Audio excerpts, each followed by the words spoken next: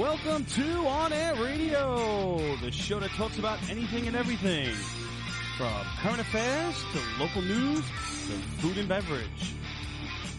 With your hosts, Joey Ruse, the voice of God, and Big JP.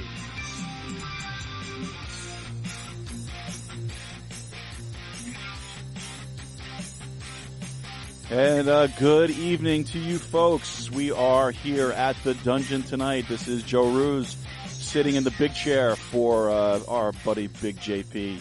He is out today. He is sick. He has the flu. And so we send Jay our best wishes. We hope for a speedy recovery and to get him back in this spot tomorrow for next week. Okay, speak for yourself. No, we miss our Jay. Yes, we do. Yes, we do. But we're going to proceed anyway. You know, the show must go on.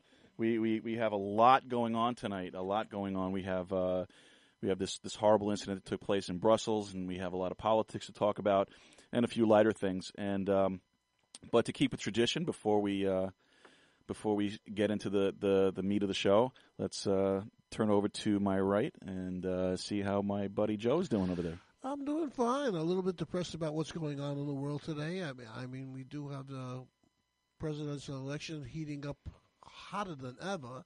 I mean, it's actually getting into the point where they're starting to criticize each other's wives. Oh, yeah. And we've had these terrible things in Brussels, these terrible terrorist incidents in Brussels. So we're going to talk about that tonight, and hopefully we're going to solve all the problems of the world tonight. That's right. Our goal here at the On Air Radio Show is to solve all the world's problems. That's right. That's it. And over to my left, we have my beautiful fiancée is with us this evening. Hello, Larissa. Hi. You got to talk into the mic, actually. So it's very hard to get her to speak. Yes. Hi. Yes. You know, she laughs when I say Larissa because in all the years we've been together, I think I've called her Larissa 5 times. Yeah, well, what do you call her? Usually babe or baby. Oh, okay. Or my love. You're still at the pet name stage, huh? Yeah, pretty much. Yeah. I think she calls me other things. Every now and then I see her mumbling something under her breath, so I'm not sure exactly what that is. No. My wife calls me you. Well, we haven't gotten to that point yet, but, you never know. Okay. We shall see. I'm going to do everything I can in my power not to let it get that way. Okay. So we're going to keep things nice. That's wonderful. Yeah. So Jay, like we said, is out. Jay is not feeling well with the flu. And Jay, if we know you're going to be listening and you're going to be critiquing everything that we're doing. Yeah. So, to you. All right. This is my show now. That's right. We do what I want to do. You're finished, man. No, I'm kidding. Jay and I actually have a great relationship when it comes to working on the show, and he's a good friend. And Jay, we wish you well. Hope you get better soon. Yeah.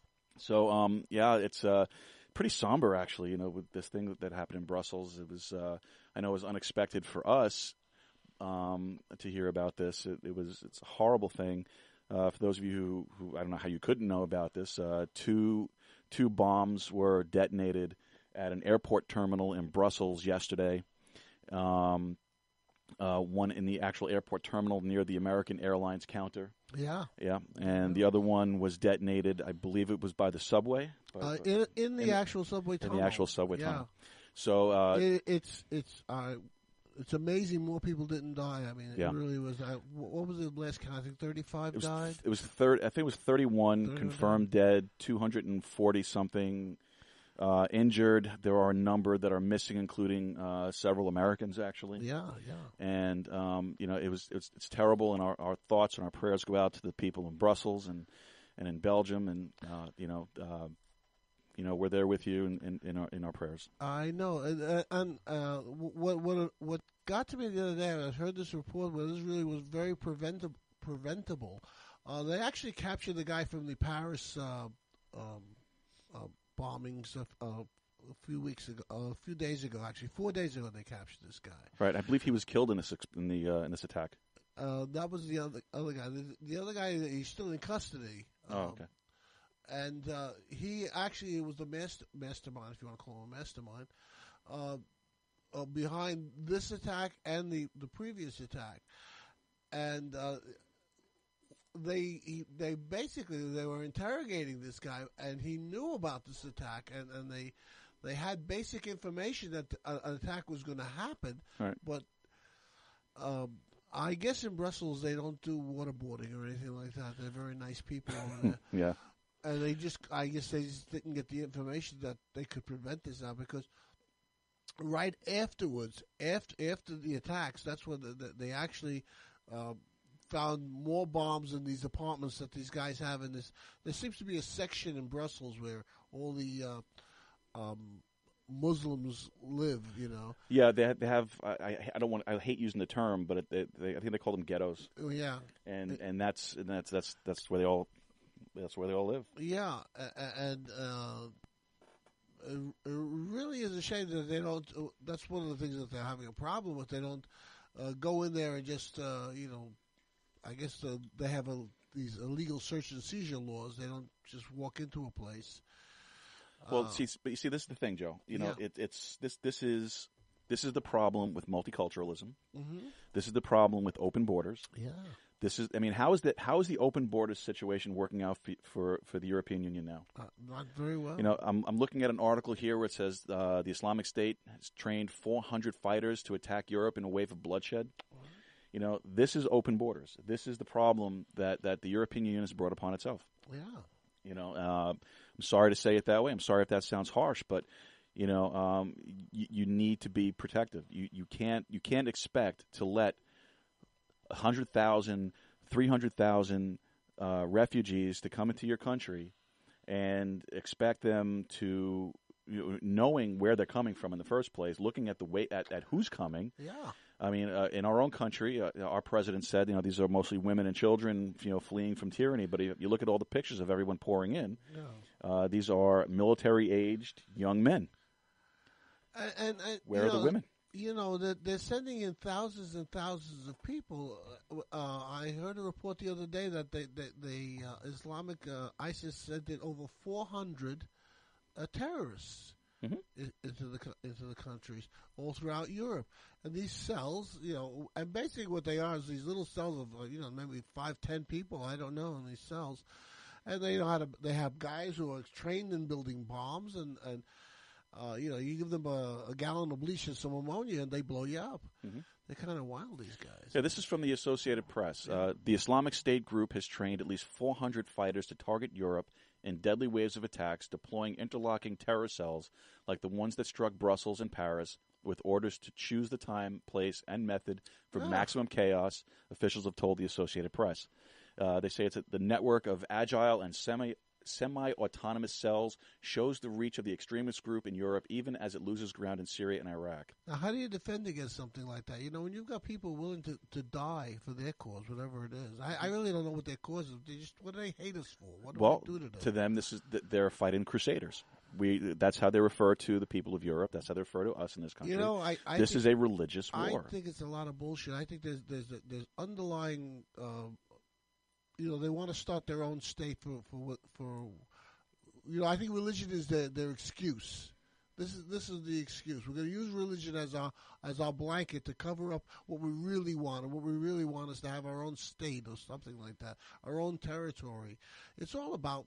When you boil things down to the last common denominator, it's usually about some kind of money, some sort of wealth, some sort of power, and power is money.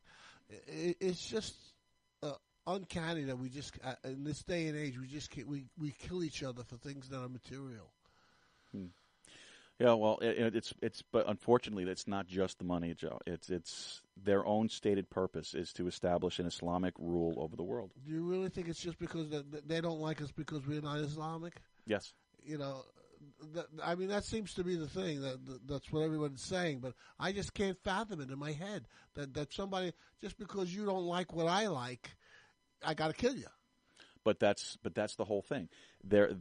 Islam has always been you either convert or die. That has been their charge for as long as they've been in existence. Religion is supposed to be something that brings people together. It's supposed to bring people to. Well, I guess that's what they want to do, but it's supposed to be things of love and camaraderie and treating people decently. I can't see blowing up innocent people, children, and indiscriminately, as any religion could sanction something like that. And true Muslims can't be sanctioning this. They really can't.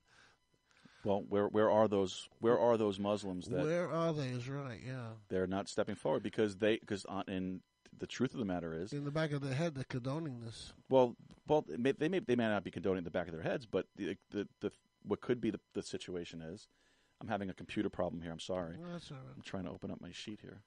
And I lost my train of thought.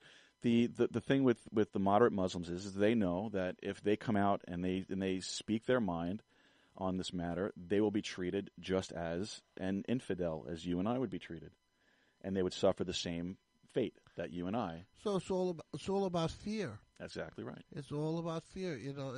I don't know. I guess in a sense when you look at it, I mean, I'm not sort of say that if you look back into history, it's always about fear. Look what the United States did to the Indians, and go back to what Germans did to the Jews. It's all about fear. Mm-hmm. We're sick people.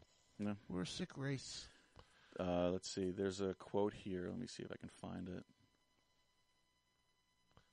I wonder sometimes about the space aliens if they're looking down on our planet and saying, "I'm not going down there." Are they crazy? They kill each other for nothing. No reason. Why should I go down there? Unfortunately, my computer is acting up, and I'm not able to pull up what I'm looking to pull up. The browser's frozen. Okay. So. Give it a minute. It'll probably unfreeze itself. Yeah. Well, probably had too many windows open at one time. Possibly. Yeah. All right. Well, so of course, there's been reaction to this, from all the candidates. Yeah. All of the candidates had something to say about this, and I think one of the more telling things was, and again, folks, I have to say it again. I do not have an endorsement, or I am not supporting any one of the candidates on either side of the aisle. You must be leaning a little bit, though, right? Not really, no. I pretty much am of the mind of I am at the stage where I'm going to withdraw my consent from the federal elections. Get out. That's where I'm leaning. Because I've come to realize that no matter what I do, especially if you listen to these things with these super delegates on the Democratic Party side, and you hear about these brokered conventions on the Republican side, even if I vote, my vote's not going to count for anything. I know, and I think people are starting to realize that, and I think that's why we're having these large turnouts in these primary elections.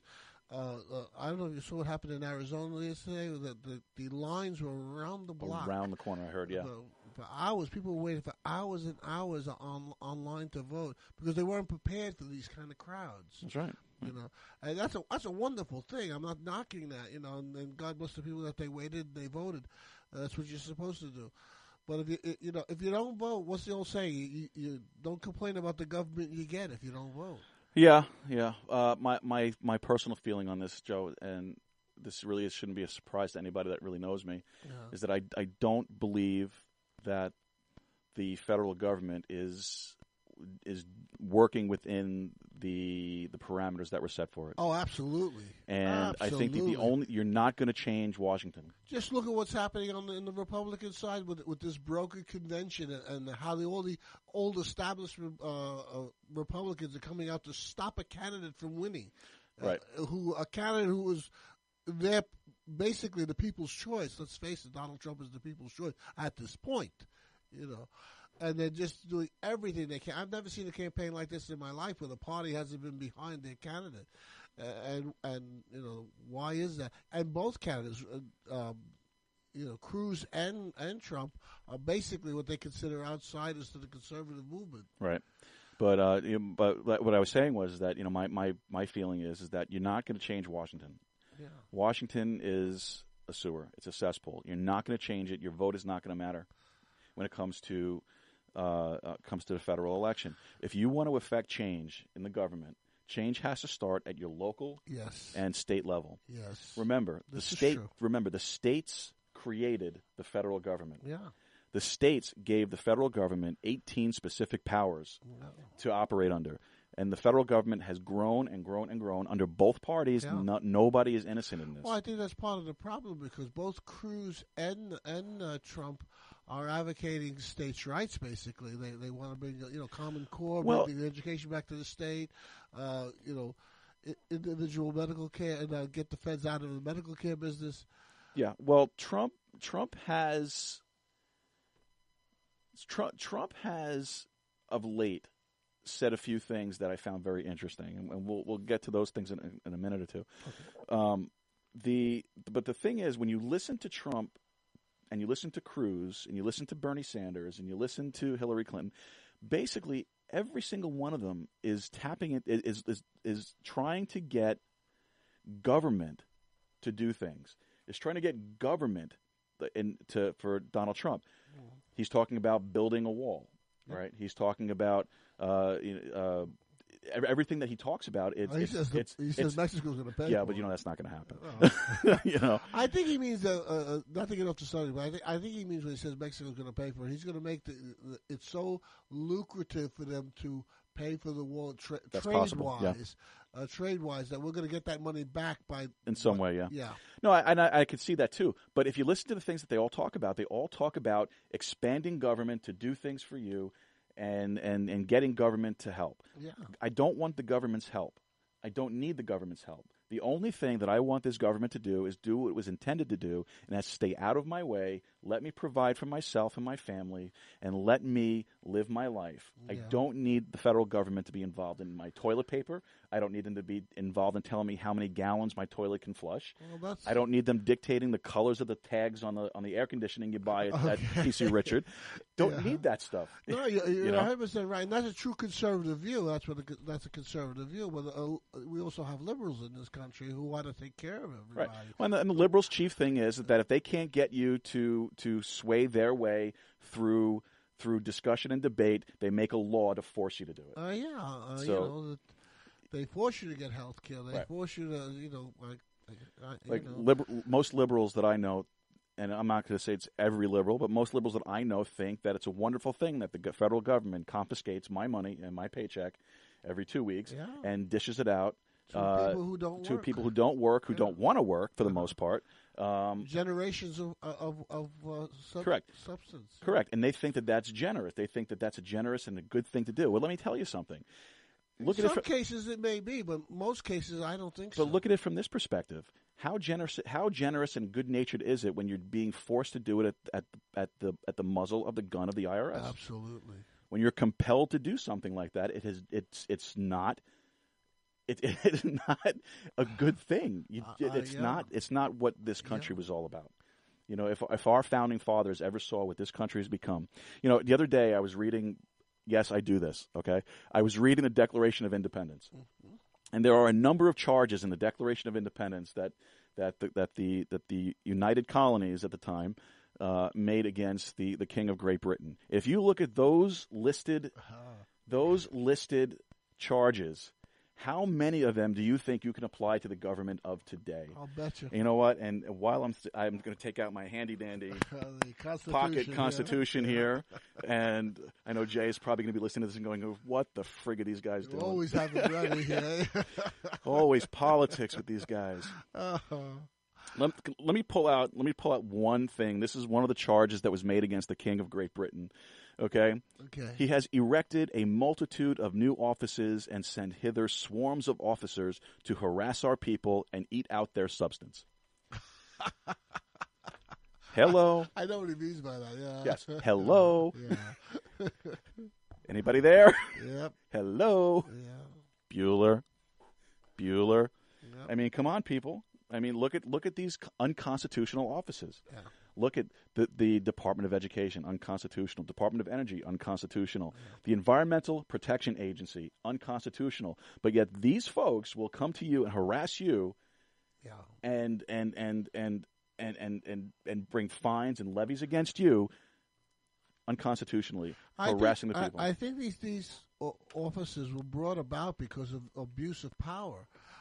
When you had big businesses polluting all our streams and things like that, you have to have some sort of regulatory committee to say, hey, wait a minute, you can't poison the populace. But that should be left up to the states individually, not up to the federal government. Someone's got to do it, basically. Right. Yeah, someone's got to do it. I do kind of agree with you, but these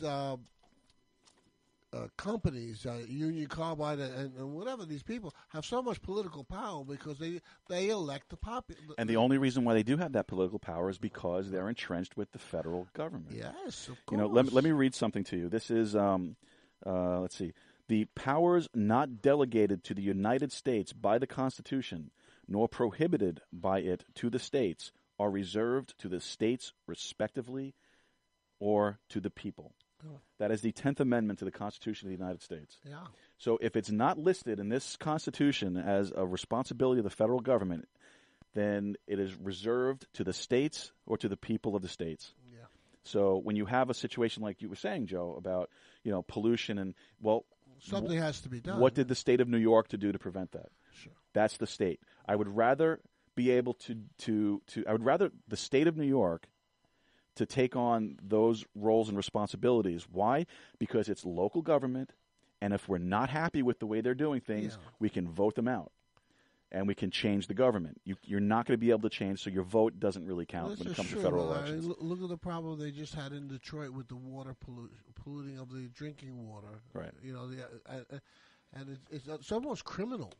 I would think it is criminal what they did because they did it to save money and they were dishonest about it. They didn't alert the public to it. Absolutely. Exactly. But it's up to the people of the state now to change their government. Yeah. Yes, but what do you do if the people in control the state? Well, that's what elections are for. That's you want to wait a few years until you get them out of office. Sometimes things have to be immediate. Like the water situation. Yeah. That had to be immediate. Every single state has impeachment process. Yeah. Every one of them for their own elected officials. We know how that worked with Clinton. But you're talking about a federal thing. I'm talking about at the local level. Every state has a constitution. In those provisions of those constitutions, there are rules for dealing with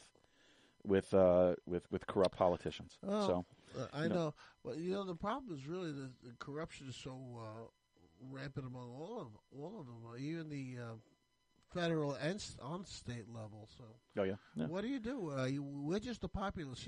It's true what you say. We'll throw them out of office and we'll elect somebody else. But what's the pool of elected people that we have to choose from? Well, that's another issue altogether. Yeah.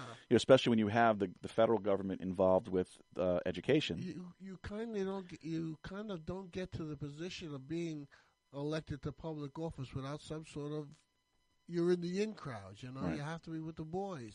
But that's why I say you have if you're going to make a change, if you're going to affect any positive change, it has to start at the state and the local level. It's not you're not going to make any change by voting the same people into office in Washington. And just to dovetail that into Trump and this phenomenon with Trump and his popularity, and that's the reason why Trump is where he is, because he's never held public office, right? And he's not responsible financially. He has tapped into an anger and a frustration in the American voter. He has tapped into something that the silent majority, they used to call it. Yeah. He's tapped into that, and the silent majority is becoming vocal again. Yeah. But that's what he's tapping into. Now, the other day he was talking about, and just I know we went off a little bit there for a bit, but believe me, this all connects to Brussels in some way, because the United States is part of this organization called the North Atlantic Treaty Organization. It started about 50 years ago. Yeah. And the intention was just to protect Europe from the Soviets. Yeah. Okay? In truth, we're supposed to be over there in Brussels protecting those people. Right. In a manner of speaking. Right. Now, so Brussels is the headquarters for NATO. Mm-hmm. And yesterday, I don't have the audio clip for you, but yesterday at the press conferences that the various candidates held for this horrible thing that occurred, the ineligible Ted Cruz made a comment that isn't it interesting how just the day before this attack happened that Donald Trump had mentioned of reducing the United States' role in NATO, and then the next day this attack happens. Well, my question for you is, Senator Ineligible, did the United States' participation in NATO up to this point prevent that attack from happening? Yeah, not at all. And again, I am not a supporter of Donald Trump. I'm not a supporter of Ted Trump Cruz or anybody. Trump didn't actually say that. He wasn't talking about pulling out of NATO. He was complaining about the volume of our role in NATO. He says we're taking the brunt of NATO. We're financing NATO. Exactly right. We're we supply equipment and troops, whatever. We pay for 70% or over 70% of NATO. So basically, what he was saying is not to decrease NATO in any way, just to let everybody else take their fair share. Exactly right. Which is not a bad thing. Right. But I mean, of my course, personal it's a political feeling. campaign, so you make it bad when he says Right. something like that. He mentioned NATO. Next thing it will be Social Security. I mean, my personal belief is, and you guys can shoot me down if all you want for this one. Mm-hmm. My personal thing is we don't need to have our hands in the South China Sea. We don't need to have our hands. I mean, South Korea is a strong, independent, Sure. wealthy nation. Yeah. They can protect themselves. Yeah. We don't need to be in 180 countries around the world. I think that's part of the problem is that everybody worries about world aggression. Who's going to be an aggressor, who's not going to be an aggressor. These smaller countries are going to be taken over by. But the United States cannot be the world's policeman. Well, that's been a thing for years. Right. I mean, since World War II, we've been the world's policeman. That's right. Now, if you want to go back through history, let's go back to ancient Rome. Oh. I mean, our government basically is patterned after the Roman system. Most governments are, yeah. Yeah, we have the bicameral system. We have the Senate. We have a Republican form of government. That's what we don't have a democracy, people. We are a Republican form of government. You don't want to believe that, huh? Yeah. We are a Republican. Think about it. Democracy is mob rule. Republican form of government is representative government. Yeah. All right, we send representatives to represent the needs of our community. So we are a republic, not a democracy. So anyway, Rome was a republic at one point before it became tyrannical, which is not too far from where we're heading, and became an empire, a world empire. I think that's the problem with what people are afraid of with Trump. It will be the next thing you know, he'll want to be dictator of Rome. Right. Well, the problem that Rome encountered later on in its life was that it was spread out so far around the world that the people were taxed to the point of oblivion. Yeah. And there was no sense of morality left with the people. Yeah. Society was collapsing. And then what happened? You had the Germanic tribes invading little by little, piece by piece, until they reached all the way to Rome and sacked Rome. And that's so far from what's happening now. It's not far at all. The United States right now is spread out in 180 countries around the world. Look at the morality of this country. The morality of the country is on the way down. The people are taxed to oblivion. And, we are at the point now where, we're starting to look more and more Roman every day. Yeah. And, it's not wearing a toga. Well, thank God for that. I mean, have you seen Jay lately? I mean, you want to see Jay in a toga? I mean, my God, that's scary. Probably better off, right? Much better off. Much better off. But what we need to do is ineligible Ted Cruz attempted to lay the blame for this at the feet of Donald Trump. Now, again, I don't support any one of these candidates, but what's fair is fair. Sure. How dare you do that? Yeah. How dare you? I mean, that I think is extremely disingenuous. He calls him Lying Ted for a reason. Oh, exactly. Everybody has a name for Ted Cruz. That's politics. They're going to take they pick pimples till it bleeds, and if if people pick up on it, they'll do more of it.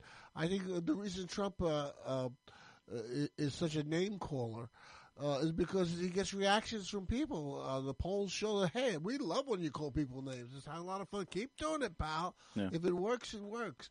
They don't have any scruples to the point of, that's really not nice to do or something like that. Yeah. So now, of course, Donald Trump is, because he's talking about, reducing our role in NATO. He's being called an isolationist. He's being called a protectionist and all that stuff. You know what? There's really nothing wrong with looking inside the country and realizing that, we have a lot of work here to do ourselves. Let me see. This is a quote from Donald Trump. He was interviewed by the Washington Post on Monday. Yeah. And, one of the reasons why I think that the, quote unquote conservatives are so up in arms is because, he is talking about, focusing inward on the country. And this is a quote from Donald Trump. Let's see. I watched as we built schools in Iraq, and they're blown up. We build another one, they get blown up. We rebuild it 3 times, and yet we can't build a school in Brooklyn. We have no money for education because we can't build in our own country. At what point do you say, hey, we have to take care of ourselves? So I know the outer world exists, and I'll be very cognizant of that. But at the same time, our country is disintegrating, large sections of it, especially the inner cities. Well, no one can really argue with what he's saying. No. But the truth of the matter is, they do build schools in the cities, and they do build schools in other countries. I mean, it's just a fact of life that we have chosen this role to become, like you said before, protectors of the world. I don't honestly think that that's going to change in any way, shape, or form. We have certain treaties and commitments to these people. That's right, and I think every one of those things should be reevaluated and see, are they necessary to be involved anymore? And if they're not necessary, then take the proper steps to withdraw from them. Yeah, it's going to be an interesting. Yeah, I mean, it's not something he's.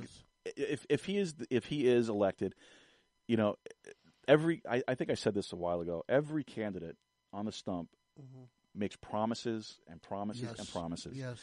Until they're actually sitting in the chair and see what they what they really can get done. It's an adversarial system that they have in Washington. Mm-hmm. You don't just dictate. Well, Obama does, but you don't just really dictate. You have to get approval from Congress and the Senate, and before you get anything major done. Like they worry, he's going to push the button, he's going to go to war. Well, yeah, maybe he has that power, but it's really not something that you really should worry about. It takes an act of Congress to declare war. Technically, yes, that's what it is. And please don't even get me started on that one, because we are in so many conflicts around the world that are undeclared wars that we should not be involved in. It's just disgusting. Starting with Korea. Yes. When they actually Vietnam, right? They started police action. Yeah. Police actions and Gulf of Tonkin resolution. Yeah. Police action. That's what it is. Yeah. Since when are we police? Well, exactly. But 500,000 men were policing Vietnam. Yes, sir. 50,000 men died in Vietnam. That's right. I had a lot of buddies came back from Vietnam. They were never the same. No. They left one guy. They left us children. They came back as some of them came back fucked up. Yeah. War is war. What are you going to tell you? Yes, it is. Yeah. But looking at the clock, I see it's already time for a break. Where did that first half hour go? I have no idea. Yeah. I have no idea. So we are going to just take a very short time out. We're going to play something from way back in the day. If I can find it now, because I changed it. And we hope that Joe, which one is it again? 9/10, right? 9/10, yeah. Okay, so we hope this one brings a little sexy, smooth, calming moment while we take our short break. Every time I hear this song, I want to be in front of a fireplace with a nice looking. Yes, sir. And we'll be right back. Okay. Trying to find a warm place to spend the night.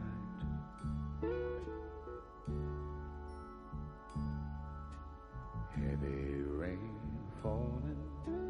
Seems I hear your voice calling. It's all right.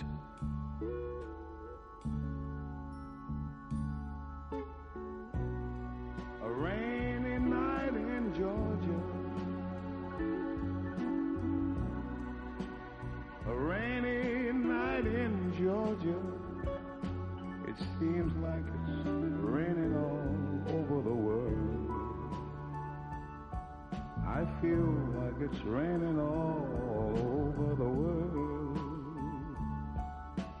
Neon signs are flashing, taxi cabs and buses passing through the night. A distant moaning of a train seems to play a sad refrain to the night.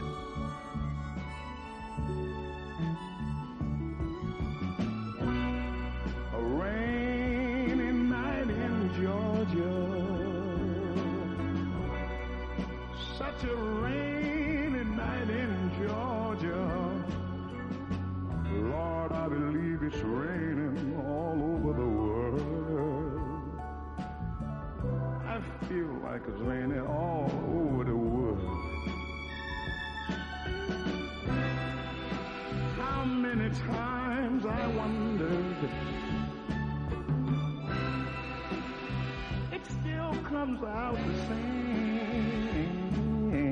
No matter how you look at it or think of it, it's life, and you just got to play the game.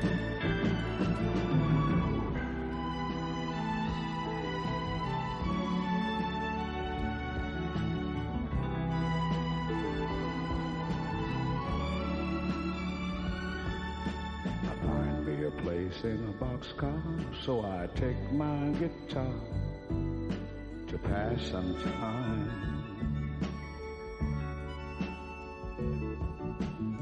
Late at night, when it's hard to rest, I hold your picture to my chest, and I feel fine.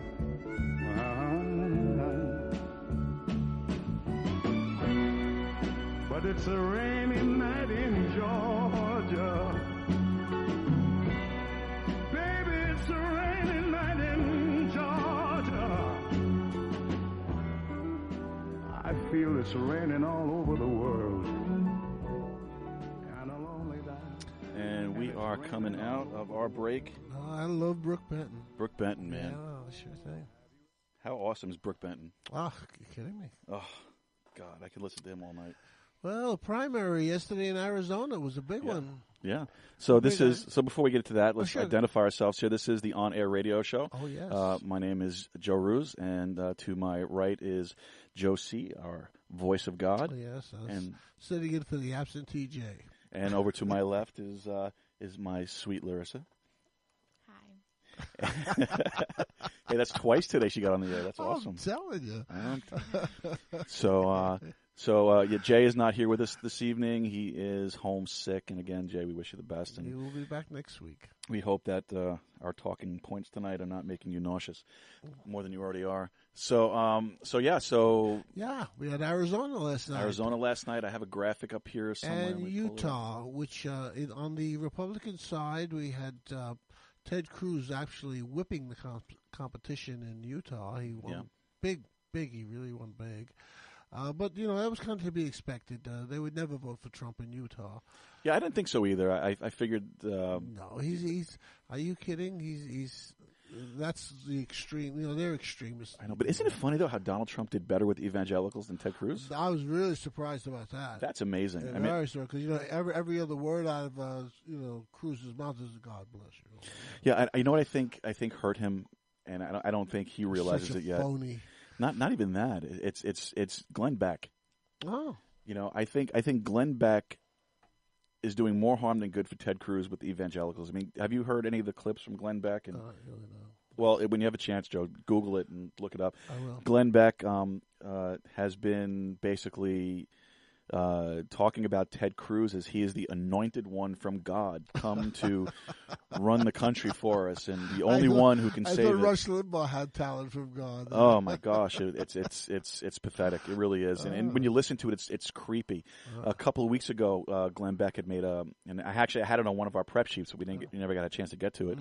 Mm-hmm. Glenn Beck had made a reference of Ted Cruz and supporters of Ted Cruz to go out and to evangelize for him. Basically, is to go out and knock on the doors and basically and witness for him, and it's creepy. Yeah. You have a choice between a nut job like this and a nut job like Donald Trump. Yeah, I'm reading an article here by Michael Cantrell. Kadish finishes fourth in Arizona behind Marco Rubio, who wasn't even running. It's very funny. He says, I have 2 words of advice for Governor Kadish. Drop out. Yeah, drop dot out. Drop dot out, yes. Yeah, I mean it's pretty pathetic when the person who dropped out of the race finishes better than you do in the state. And I like his yes, it's way past time for John Edward Ninja Hands Kasich to say goodnight. There you go. Now you know why he said that, right? No, I don't. There's a video clip of John Kasich at one of the debates and man, his hands are everywhere. It's like he's chopping away at things, and he's chopping here, and he's chopping there, and it looks pretty ridiculous. Yeah. So Edward Ninja Hands, it's time to go. And Hillary took Arizona big over Sanders. But Sanders won Utah, didn't he? Yes, he won Utah. No, Hillary won Utah. I'm pretty sure. Check that out. I'm not sure. I believe Hillary won Utah. She took them both. He's another guy. What's he doing? I don't know. I don't think. I think they just want another guy in there. So, the primary becomes interesting for the Democrats to have two candidates in there. I don't know. It's, I'm a conspiracy theorist. I think everything's a conspiracy. Yes. Which is like a little crazy on my part, but that's just the way it is. It doesn't say here. I'm looking. I don't even see Utah up here on the list. Maybe there was no Democratic primary in Utah. Well, she won Iowa, New Hampshire, Nevada, South Carolina, Alabama, Arkansas, Arizona, Colorado, Georgia, Massachusetts, Tennessee, Texas, Virginia, Louisiana, and Missouri. Yeah, there's quite a few. Yeah, so she has it. Isn't it funny how the Democrats need 2,383 delegates to get the nomination? I never understood that. Why there's so many more? I'm not sure. That'll be a homework assignment for next week. Yeah, why do they have more delegates? Why is that? So she has a total right now of 1,690. Yeah. And there are 29 delegates remaining for the Democrat side. Okay. I just find it really funny how if you look at this, I'm looking at the Politico 2016 delegate tracker, and they have Clinton, Sanders, Uncommitted, and O'Malley. Who's O'Malley? I have no idea. O'Malley has won nothing. He's won nothing. Uncommitted has 164 delegates. He's doing good. Yes. Uncommitted has won delegates in just about every state competition so far except Arkansas, Arizona, Vermont. Okay. On the Republican side, let's see, Donald Trump has currently 739 delegates. Yeah, he's doing well. Yep, and he needs 1,237 to get the nomination. He's really almost there. I mean, we got some big states coming up. There's California coming up, and New York, which he should win both. Yep. Yeah, both those states. Pennsylvania, I think, is next week. Which is, I think it's 50, 60 delegates there. I never understand caucuses. What is with caucuses? What exactly is that? That people don't vote? It's something like a delegate voting? I thought we talked got about five this. people in a room who say, okay, we'll take this guy. Let's do this. Let's caucus, right? What is a caucus? Let's see. A caucus is a meeting of the members of a legislative body who are members of a particular political party to select candidates or decide policy. Okay, who are these members? A group of people with shared concerns within a political party or larger organization. So that's basically what a caucus is. So instead of a primary, they have a caucus. They're party hacks, basically. Pretty much, yeah. So basically, that's not the populace voting for a candidate. That's just they're all party hacks. Well, the populace is the party hacks. The populace votes how it feels. Right. Well, I know. I'm saying, but even caucuses are party hacks. That's why I don't like caucuses. Well, really, it's just like it's sort of like somebody else deciding who you want. Yeah. Well, unfortunately, and I think they do that in place of primaries in certain states. Yeah, they do. Right, no primary. Yeah. Maybe based on population. I'm not 100% sure about that. But it's another homework assignment. Why do they have caucuses? No one seems to understand what a caucus is. I've asked a few people around.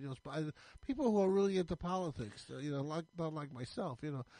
And they'll go, "Oh yeah, caucuses. Yeah, there's a bunch of people get in the room, and then they pick the candidate." Is the plural for caucus Caucus? Yeah. I don't know. Hawkeye. Was that the guy on MASH? That was Hawkeye. Oh, yeah. Hawkeye, yeah. Close, though. Yeah. We'll give a pass on that. Yeah. That's not bad. Okay. Well, the candidates are getting a little rough on each other's wives now. Yeah. I mean, you saw the I think a tweet went out that was attributed to Ted Cruz, ineligible Ted Cruz, and about Donald Trump's wife, and Donald Trump fired back that you better be careful because he's going to spill the beans on Cruz's wife. I am very curious as what those beans are. I doubt if she's looking at any nude pictures. Don't you want to know? Absolutely, very curious. I want to know. But very curious. Well, Ted Cruz's wife is a whack too. I mean, she's talking about we are running and we are this and we are that. No, I don't recall. She'll be a strange first lady. Not that Melania will be any. She's going to be a strange first lady too. Yeah, I don't know. Melania, isn't that like a cancer or something? Well, that's melanoma. Yeah, something like that. Yeah, okay. Something you get on your chest or something. Well, she'll probably be. Well, she's a very beautiful woman. I mean, she's gorgeous. Maybe what nationality is she anyway? Beats the life out of me. Yeah, she's probably. Well, Google's a wonderful thing. Let's look it up. Yeah. Maybe you can make her ambassador to whatever country she comes to from, and something like that. Maybe. I mean, the First Lady always has some sort of purpose, like Nancy Reagan had the war on drugs, and what is Michelle Obama? Oh, she's education, something like that. Right? No, she is sitting chief Thunder Thighs is in charge of the food and food beverages. Yeah. Okay. Dictating what your children are allowed to eat in school. Oh God, I thought that was Bloomberg's job. Oh, no, she's doing it at the federal level. Okay. So then they're all jumping on that one as it goes. Food and Beverage Administration. Let's see. Maybe a new cabinet post. Food and drink. So Melania Trump, I am not even going to attempt to pronounce her Germanized name. Oh, she's German? Slovenia American. Oh, Slavic. Yeah, Slovenia. Okay, so born in Yugoslavia, which is now Slovenia. She became a permanent resident of the United States in 2001. Okay. And then acquired citizenship in 2006. Okay. Which is Trump pushed that through? Wouldn't be surprised one bit. With all of his political connections? Sure. Maybe that's some of the dirt he has on people. Can you imagine having a first lady who's not a citizen? Well, we always can have it. Well, what do they say about Cruz? Cruz is not eligible. He's not eligible. He's a Canadian. He's a Canadian, yeah. He does not meet the criteria. Yes. I got into this debate with somebody on Twitter. Yeah. He's now following me, and I believe he's following the show. So I'm not going to mention his name. I don't want to, embarrass him. Yeah. But we got into a debate on Twitter about Marco Rubio. And the whole thing came down to under the 14th Amendment. No, dude, the 14th Amendment was not meant for aliens. You have to go back to the original intent of the amendments. Sure. The original intent of the 14th Amendment was about how do you get the now freed African slaves from the southern states as citizens of the country, of the United States. Yeah. That's what it was for. It had nothing to do with aliens. It had nothing to do with immigration. It had nothing to do with it. Sorry, liberals, it doesn't. So the debate we got into back and forth was, but the Supreme Court, I don't care what the Supreme Court said. The Supreme Court's been wrong before. Yes. So the Supreme Court is wrong on this. He was not eligible, and I believe that that Ted ineligible Cruz comes under the same situation. Yeah. He's a Canadian. I have it here in my pocket constitution that you so wonderfully brought to me. Mm-hmm. All persons born or naturalized in the United States and subject to the jurisdiction thereof are citizens of the United States and of the state wherein they reside. No state shall make or enforce any law which shall abridge the privilege. What the hell does that mean? You're not supposed to know, Joe. You're not allowed. Okay. It's Well, they have all Section 2, Section 3, Section 5. It's just but the thing is, you got to go back to the original intent, and let's see. Oh, here's something.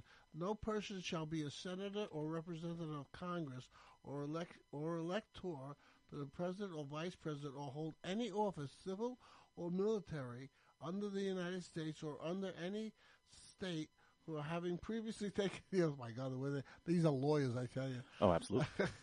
As mentioned for Congress, an officer of the United States, or as a member of any of the United States legislature, which means basically, if you're not a citizen of the United States, forget about it. Mm-hmm. Let's see. Here's Here, let me see.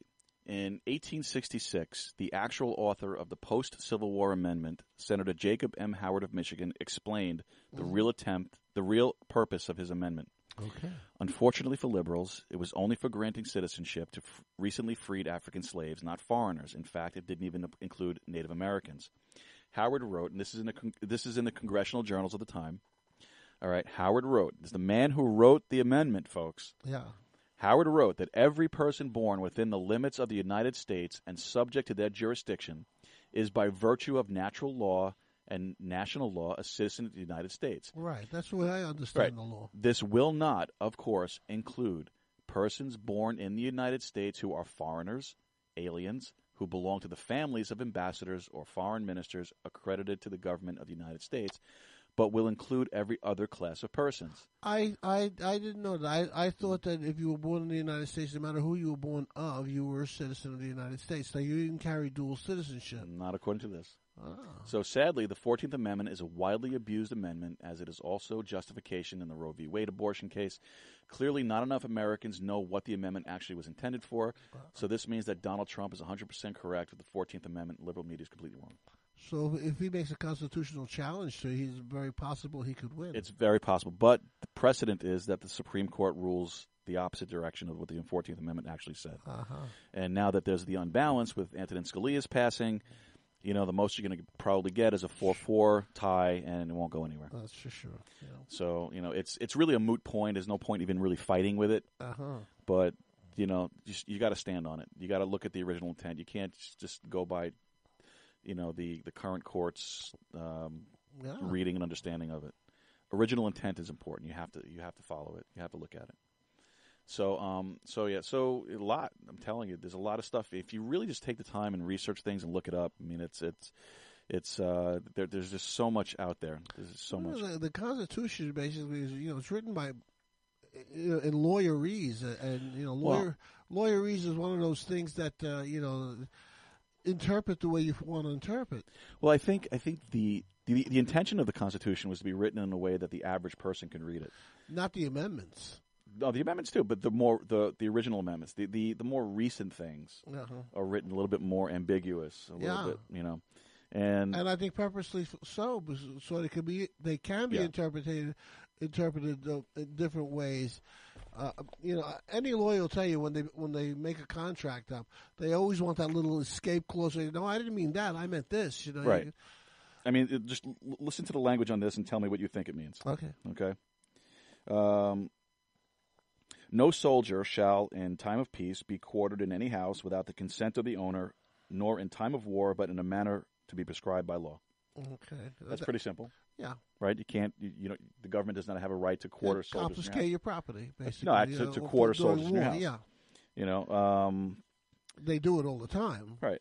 Excessive bail shall not be required, nor excessive fines imposed, nor cruel and unusual punishment inflicted. I mean, these are the original amendments to the Constitution. Sure. And then you go down to like waterboarding, cruel and unusual punishment. Then you get down to like the 20th Amendment, and you got Section 1, Section 2, Section 3, Section 4, 5, 6. You know, then it gets a little ridiculous. You know, but it's written in a way that. How many amendments are there? Like 47 or 50? How many signers? No, amendments. Amendments? There are 26, 27. I thought there were more than that.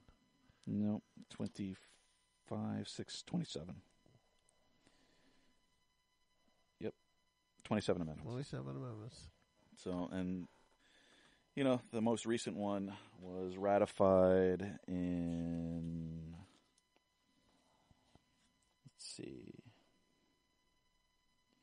May 7th, 1992, on an amendment that was originally proposed in September 25th of 1789. Okay. Well, you know, that's how the government works. A little slow at the switch. Sometimes, yeah. A little slow at the switch. So it's been a very, very busy week, and I know we have so much here that we could probably expand the show another hour, you know, just to cover all the stuff that's out here. You know, it's just so much. But what do you think about Obama going to Cuba?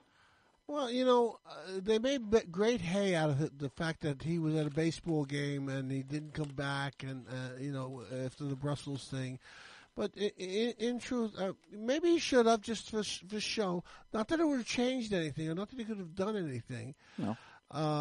But the appearance of him enjoying himself at a ball game while this situation was happening wasn't very, politically smart. Yeah. I understand the importance of him trying to normalize relations with Cuba. Let's face it, we talk about money, and Cuba's a little bit of a gold mine for tourism and trade, and I want to get a hold of some of those 55 Chevys they got over there. Did you see those? Yeah. I saw the pictures, some of the pictures. There was one picture that I saw. It's amazing how those guys kept those cars running without any parts. I know. And it's I was looking on, I saw it on Twitter, and I tried to save it, but I couldn't for whatever reason. It wouldn't let me save the picture. But it was a picture of Air Force One low flying over a residential street lined with 57 Chevys, dirt roads, falling over light posts. And it really looks like you're going back 50 years, when you step into Cuba. Yeah. I'm sure there's certain sections that are modernized and everything like that, but for the most part, well, the government stuff is modernized, sure. Because remember, socialism is for the socialists, not the people. Yeah, that's for sure. That's the way it is. Yeah. And the president's comments. One of the ones that I saw, and I'm looking for the article, and I had it, but I don't know what I did with it. Can't seem to find it right now. But one of the comments that he made was talking about ISIS, and his strategy for defeating ISIS was basically just to tell them they're not strong. Did you see that? He is so weak on terrorism, and I really believe. I hate to put blame on people, but for these kind of incidents, I mean, there's an old saying, guns don't kill people, people kill people. Right.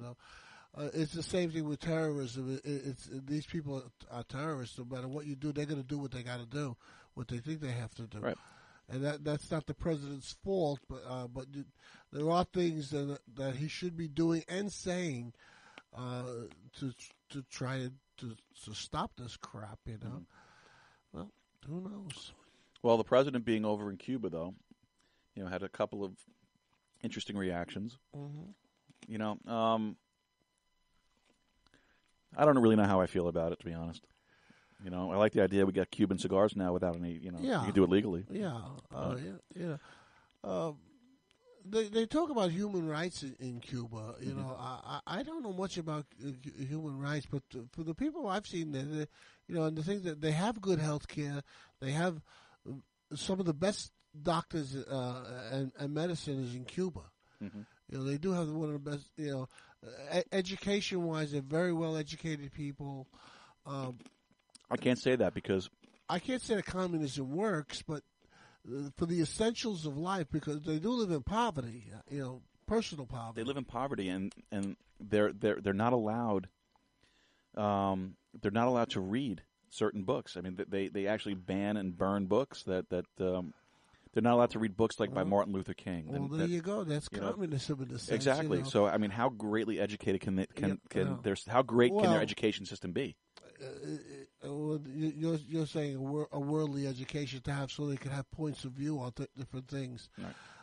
I mean, they're ingenious. They're ingenious, though, because I mean, who else can get a '57 Chevy to float and to run it all the way from Cuba to Florida? Exactly, 90 miles. No, and I do understand what you're saying, and that's the whole thing of any suppressive government is to keep certain ideas out of people's heads, right? For good or for bad, whatever it is. Right. I mean, even I'm looking at an article here on Yahoo News. That the majority of people, they say that Cubans applaud Obama visit but see little change. They're referring to it as just being words. Oh, sure. And then there was... what happened with Fidel? He wasn't around, or is he too sick to... He didn't meet with the president? No, Raul, the brother. Well, Raul... Didn't even show up to the airport. Fidel didn't. Neither of them did. Oh, neither one did? Neither one of them did. Oh, that's the Cubans. They don't really like America. I think they're doing this because they have to. Yeah. Their economy is probably going down the tubes. They just need an inflection of business. I mean, let's face it. We could bring that country right back. financially. Yeah. But they're never going to change from being communists. No, I don't see that anytime soon. No, that's not You gonna know, happen. well, you had But one- basically, that's one what they communist want. But, socialist they going don't to trust visit the another United States. Let's face it, they tried to kill Castro a couple of times. I could see him not trusting anybody. Yeah. I wonder if he killed Kennedy. Hey, he had every reason to, I don't know. Kennedy tried to kill him. I don't know, Joe. No. I don't know. Those things are a little bit. We'll never know in our lifetime. No, never. When everyone is dead that's ever could possibly have been involved, that's when the truth will start to come out. He was not the lone assassin. No. The bunch of Cubans on the grassy knoll. There was definitely a conspiracy there. I'm not gonna go the Oliver Stone direction with it. Well, there were so many people who had reasons to kill Kennedy. Mm-hmm. So many people, from the mafia down to Cuba, especially the Cubans. The Cubans really did. Because let's face it, Castro. There were attempts made on Castro's life more than one time by the CIA. Right, and then the whole Bay of Pigs situation, by leaving them hanging out to dry. Absolutely, that's another story entirely. Absolutely, but that's a show for another day. Another day when we have a lot of time where we can sit there and basically rehash the old Oliver Stone thing, the magic bullet theory, I'm not kidding, and all that great stuff. Magic loogie, the magic Seinfeld, that's the best. And I love that the actor who plays Newman. Yeah, I forget his name. Stephen First. Stephen First, right? He was actually in JFK, and was actually in the same scene. They were talking about the magic bullet, the magic loogie thing. I thought that was great when I saw that. I almost fell out of the chair. That was fantastic, and it's just we need more time for that, Joe. Absolutely. So, I think my board's frozen here. No. Yeah, that happens with that computer. If you have too many pages up at one time, she freezes up a bit on there. I have to change that computer out. Yeah, I think so. Let's see. What was I looking for? I was looking for something here, but it's not working. But anyway, looking up at the clock, though, I think it is time. Yeah. For us to start heading out here. Where did that hour go? And I can't seem to get our closing music to play. You can't lock double click Happy Trails? It's not clicking, and I forget which slider it is. Is it 910? No. Happy Trails would be on 18, 16, 17, the last two. Okay. All right. Well, on that note. Okay. There we go. All right, so, not too bad. First time solo here. I think you did very well. All right. I was just about to make it better than Jay.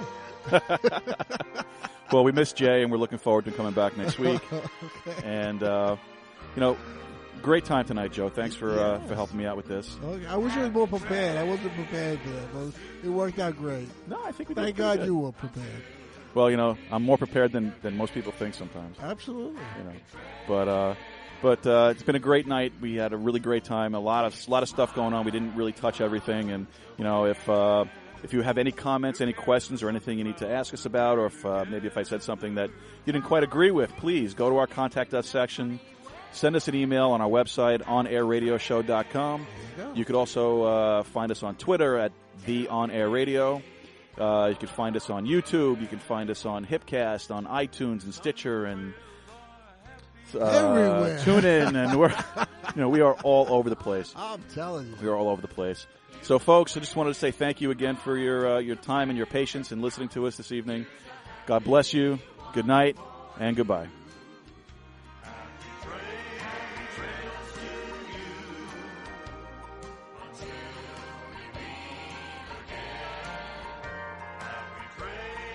Trails